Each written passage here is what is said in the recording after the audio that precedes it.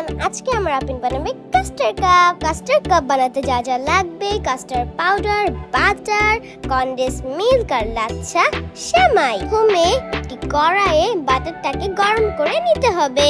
বাটারের পর লাচ্ছা সেমাইটাকে ভেজে নিতে হবে। ব্রাউন কালার না আসা পর্যন্ত এটাকে ভালো মতো ভেজে নিতে হবে। পরে দিয়ে দিতে হবে কনডেন্স মিল্ক দিয়ে এটাকে একটু ভেজে নামিয়ে নিতে হবে। গরম অবস্থায় এটাকে মোল্ডে দিয়ে দিতে হবে। তারপর গুলিয়ে নিতে হবে কাস্টার্ড পাউডার। তারপর দুধের মধ্যে কাস্টার্ড পাউডারটাকে দিয়ে দিতে হবে। তারপর গুঁড়া দুধ দিয়ে দিতে হবে।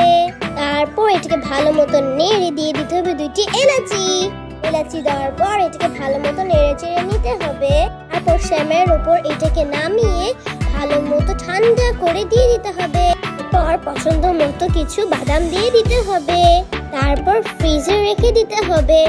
সো গাইস, তোমাদের কাছে আমাদের এই কাস্টার্ড কাপটা কেমন লাগলো অবশ্যই কমেন্টে জানাবে।